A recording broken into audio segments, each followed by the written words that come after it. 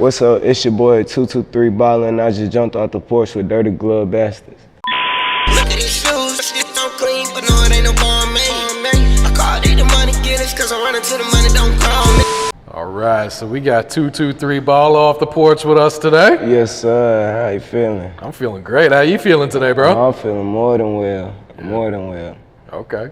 Now, I appreciate you coming by today, man. Why don't you go ahead and introduce who you got sitting behind with you on the porch today? Behind me, I got my brother YB Solo. He also is an artist, and together we trying to come up from nothing. Okay, I feel that, man. Yes, sir. And you're Atlanta native, right? Atlanta native, Bankhead. That's where I'm born and raised, staying right now. Okay. So people might see me out somewhere. You might see me at any of the Bankhead landmarks. I'm out there every day. Yeah. Every day. Yeah, talk to us about what goes on in Bankhead, man. I think people outside of Atlanta are familiar through the music, but why don't you tell us the real? What really goes on out there? Man, what's really going on, man, I ain't even gonna lie to you, it's just a lot of poverty.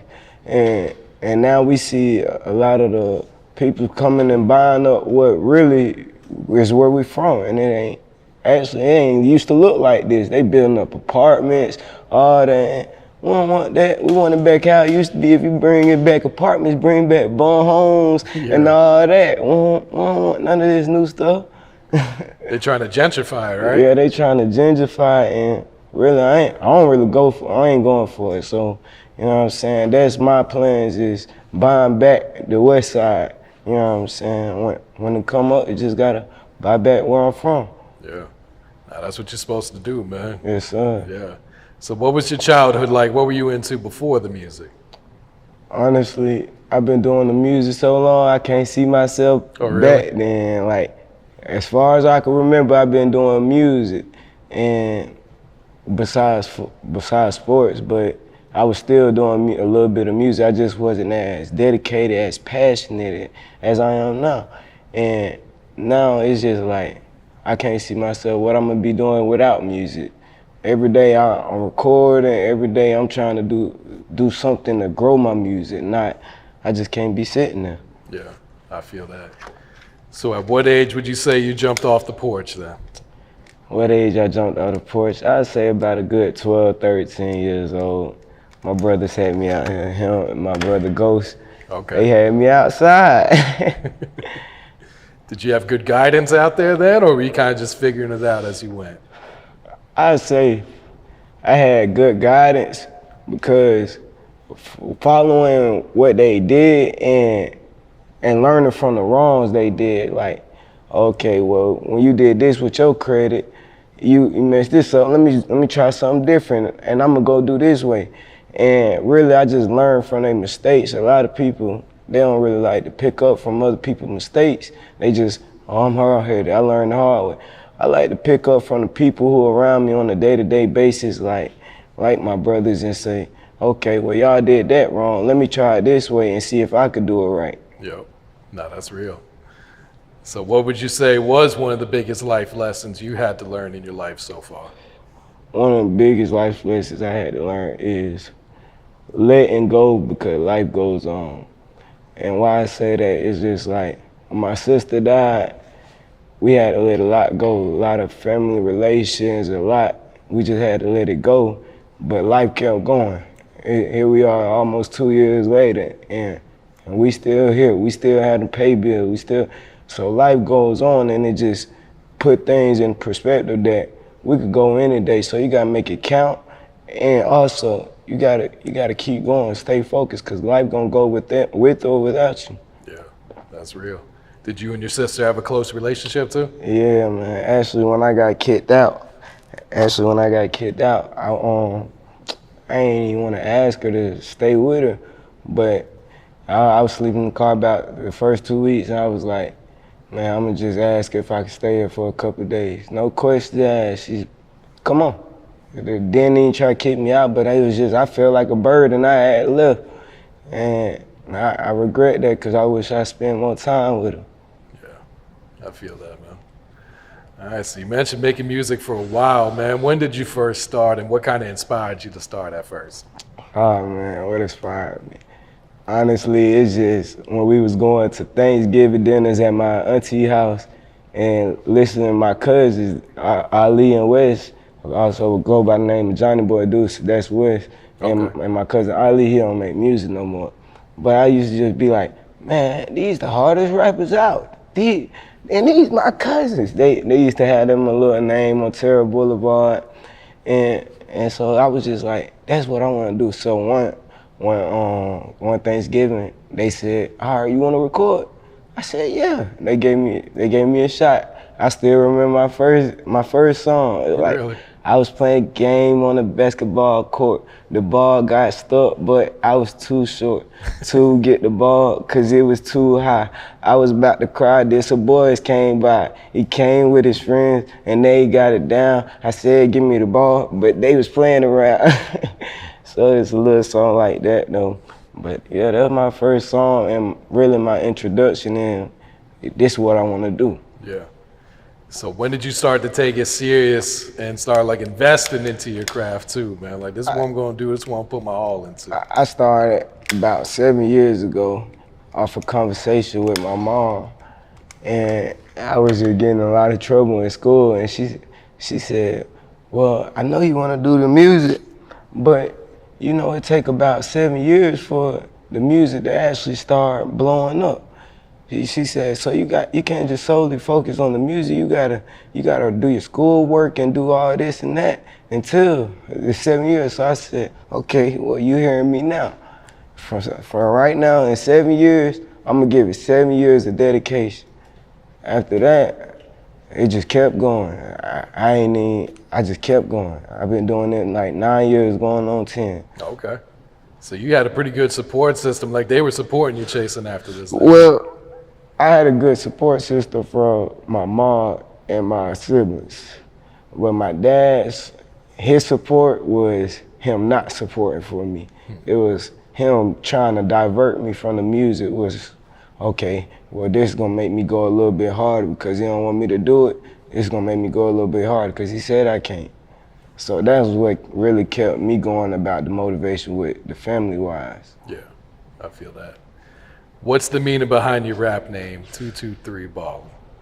223 Bala, I just changed it because it used to be 1500 bullet, which is, Bala just mean bullet in Spanish, but I had changed it just for marketing purposes and stuff like that because it looked more appealing when you say Bala than bullet because people be like, bullet, oh, what he bring it to the show, what he's such a cost or whatever.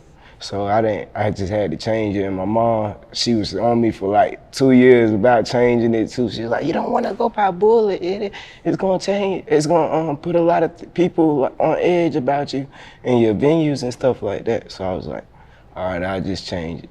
Yeah. And then it was also a life-changing point for me. It was just, I had to let that part of me go.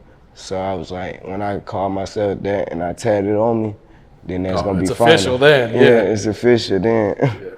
How long ago was it that you made that change, and was it an easy transition, kind of rebranding yourself too? It was about 2 years when my sister died, and it wasn't easy. It was just like, I had to officially say to myself, man, you gotta stick to one thing, one name, and you gotta dedicate it all, cause we're on a time limit. That's what I looked at. My sister was 35 years old when she died, left behind 5 kids. So I said, we on a time limit. You don't never know when you're gonna go. That's true right there, man. What do you feel like is the biggest risk you had to take in your life that paid off for you? The biggest risk I had to take was leaving my home without knowing where to go. And like, I had to take that because now that kept me going with where I'm at now with being strong because I didn't know where to go. I didn't know what I was gonna eat. I just left. I couldn't make my music. My dad said, if you're not gonna abide by my rules and you're gonna keep making music, leave my house. I packed my bags that night and I left. I didn't know where I was going. Bro said, you can stay in my car for the night. I don't really got much. I stayed in this car for a couple of months. Oh, wow. And he stayed in the car with me, thugged it out. That's real right there. All right, so Bankhead, man, it's got a lot of influence on the culture and on the rap game, man. Talk about that too. And well, I feel it got a lot of influence on it, but I want to change the narrative because people, when they hear Bankhead, Westside, they think, oh, the hood. They think ain't nobody coming up but nothing with shooting and man, it's more than that. We still people. We still human at the end of the day. So I diversify my music. And a lot of people, they say, how your name 223 and you sing about females? If you listen to what I'm singing about the females in the streets too. I also acquired the streets with my female music in a way, but I do a little island music. I do a lot of different music because a lot of when they hear me, they say, man, you don't sound like you from the West Side. Because I don't want people to say, oh, you sound just like School, you sound just like Tia. Nah, we from the same area, but I want my own sound. I want to create my own way. No, compare me to the greats, but don't say I sound like them. Yeah, I feel that. Did it take a while for you to kind of develop your own sound like that? Yeah, it took me a while. It took me 5 years to develop my sound, but my sound and my confidence. I used to be self-conscious about my music. Every time I don't really like this, what y'all think about it? I play it for the bro. They say it's fine, but I'd still be like, nah, I don't like it. I don't like it. I don't know what it is about it I don't like, but I just don't like it. So I got like hundreds of songs that I just never even dropped because I didn't have my confidence then. And now I made so many more songs, I probably won't ever drop them. Yeah. I don't even listen to them. I go back and I listen. Sometimes I listen for the words. I be like, I don't even remember making this. Really?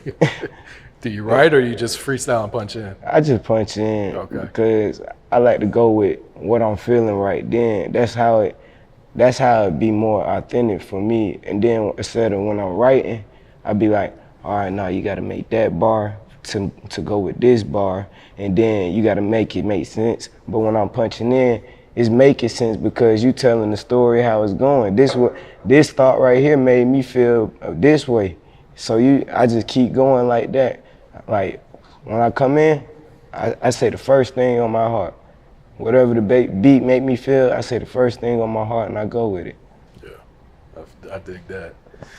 All right, you got this new single out called Balmain, man. What can you tell us about this song? Balmain, man. Balmain, I was just, one night, I was feeling good. I bought me some new shoes, got a new clean fit. I said, I wanted Balmain. I seen a jacket in there, it was a Balmain jacket, but I just ain't get it. So I just started off, I said, look at these shoes, bitch, I'm clean, but no, it ain't no Balmain. I said, that's it right there. Let me go with that. And then next thing you know, I played it for my partner, Green Piranha. That's also my marketing. He on my marketing team. Shout out Green Piranha Marketing. And he went crazy. He said, bro, I just can't stop listening to it. He called me for about 2 weeks straight, like, Balmain, I keep listening to it. I'm riding down the highway. It cut off on me. I'm going crazy. He said, I need you to drop it. So I was just like, you really want me to drop it? And he said, yeah. Next thing you know, I said, all right, I'm dropping Monday. Just dropped it. Everybody been rocking with it ever since. Folks been having it on repeat, so y'all go check that out. Balmain, it's out on all platforms right now. Music video dropping soon, right? Yes, sir. Music video dropping soon. We working on that, actually. We was just shooting for it yesterday, so it's really coming soon. Okay. All right, and talk to us about your most recent project. What's in the arsenal? What's in the arsenal? It was more so me showing my diversity. And because when I dropped Could I Find Love 1 and 2, and I dropped Life of Bala 1 and 2, people were saying, oh, you just sing, you ain't really rapping, So I was like, I could do that. That was just a point in my life. Well, Could I Find Love 1, that was just me saying what I really wanted in a relationship. Could I Find Love 2, that was me breaking up out of a relationship. Life of Bala 1, that was just me. I ain't gonna lie, that was just me dropping something. I was like, this is just me. So that's where Life of Bala originally came from. And then Life of Bala 2, that was me explaining my sister and explaining me coming up, getting kicked out and all that. So what's in the arsenal, I was like, they really want to hear what I could do? Let me give them 20 hits. Man, it did. It went crazy. I didn't even, they still playing it to this day. Shout out to DJ Ace and shout out to DJ Uzi. They, Escobar South. Yeah. Every time I step in the building, 223 Bala, what's up? they hit that spaz and I gotta turn up, it's only right. Yeah. So spaz, that actually was the hit from it, but now we got Finish Me and I think it's Feel Alright. So those my top 3 from the album and we're going crazy right now. Okay. So you still pushing the project then too, huh? Really, I don't want to, but so many people, they keep listening to it and they keep wanting it. So I keep pushing it, but I got 4 albums I'm just sitting on right now. 4 albums, really? 4 albums I'm sitting on right now and I'm just waiting. I'm waiting on the right time for somebody, I just need one person to say, when you dropping the next album? That's all I want. Just one person say, when you dropping the next album, I'm dropping. Yeah. You got a title picked out for the next one? Yeah, I got First and Last Love. I got Full Moon Wolves. I got one called Havoc. I got an EP called Forever 223. And what's the other one? I forget the other album name, but I got them. I got so much, and I could put together some more. I just ain't do it yet. Yeah. I got a lot ready. I'm just waiting on. So I don't want to forget them because it's easy. I make music every day. I can make 5-10 songs a day. So that's normal for me. Everybody be like, I can't make music like you. Man, why? It's easy. I think everybody can do it. Yeah. I'm saying like. Now these projects, are they all like one vibe on each one, or are you kind of giving them different vibes on each one as well? They different vibes, but I want to do one where it's just one vibe. Like this whole project, you gonna hear nothing but street. This whole project, you gonna hear nothing but female. But every project I drop, somebody wanted. I hear people requesting this song, that song. So a lot of songs, when I'm just playing it and you around me, they be like, you got this out? I be like, nah. So that's what eventually just made me drop the song. Yeah. Are you sitting on one song that you're like really excited to release? Like, man, I know when I drop this one, yeah, they gonna turn up for this one. Oh yeah, I'm ready for that one. I just made it too. Yeah. It's called Trap Baby, and I want to get this one feature on it that everybody ain't gonna expect that one. But it's going crazy, and shout out to Trap Baby Clothing, so y'all could go get that merch. That's my partner. Okay. And we're going crazy. We're going crazy. Trap Baby, you can get it everywhere. You might see us in the West End. You might see us down the South Lake Mall. You might see us at Lennox. We out here trapping. We trapping. Forever trapping. That's too big. Who are some of the producers you've been working with lately? Really, I work with my cousin, in-house producer, and if not, I just gotta go find some beats on YouTube. Okay. Cause I really need the dedication, because the way I'm dedicated, I need the dedication from the producer to be like, nah, if this note ain't hitting right, we're gonna do something different. But a lot of people they just make a beat and say, all right, that's it, that's all. Nah, I need your dedication to say, I'm gonna do whatever we got to make the hit, cause the money good. The money good. We're gonna make the hit at all costs. Yeah. We gotta go somewhere, cause being at the bottom, it won't work. I dig that. And you're doing all this independently, man. Talk about the grind that comes with being an independent artist too. I call myself a CEO, cause I do it all independently. Like, book my shows, videos. I tell you what shot to get. I got the camera. I just need you to hold it for me. So you like directing your own videos? I do it all. I direct my own videos. It's because I feel like when I'm making a song, I visualize the video already. So each scene, I even go down and edit, do all the videos myself. I gotta do that myself because I already broke down what I wanted. I could tell you, but you still might not get it how I wanted it. You still might miss this one part because each word got a meaning to it. And that's why I say, I'm tired of these mumble rappers. Stop rapping about a life they ain't live. I rap about everything I live and everything around me. If we have a conversation of substance, it's vulnerable to be in a song. That's what I tell people because that's just how authentic I am with my music. I feel that, man. What's next for you, Bala? What else you working on, man? I know you got 4 albums. Anything outside of the music that you got coming? Yeah, actually, I've been getting up my photography and videography too. Okay. So I do a little bit of that. Well, I do a little bit of that too, and I just wanna do a little something different because everybody's trying to come up and doing music in Atlanta. So you got to do something different, and so I just started reaching out to other artists like, let me shoot your video, let me do this for you, and I just want to collab. I just want to work with you. So I'm trying to work with all artists. Ain't no hate over here. I got hundreds of features, literally. All you gotta do is send me an email and we can get to work. I'm dead serious. You get it in a 24 to 42 hour turnaround time. I'm that serious. I don't play with them. Yeah.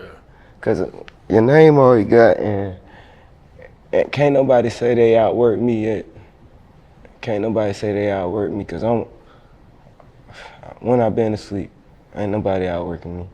Yeah. Ain't nobody. Any last words, any shout outs before we wrap it up here today? Yeah, I want to shout out to my team. I want to shout out to Green Piranha Marketing. I want to shout out to Trap Baby Clothing, DJ Ace, DJ Uzi. And I want to shout out to Off the Porch for having me and it being real. And I want y'all to stay tuned to what I got. I'm finna drop something for y'all next week along with a video. So I'm really finna go ahead and just drop the Forever 223 EP next week for y'all. Okay. So it's gonna come with 3 videos, 3 songs, and that's how we gonna come with it. Look at these shoes, bitch, I'm clean, but no, it ain't no Balmain. I call it the money getters, cause I'm running to the money, don't call me.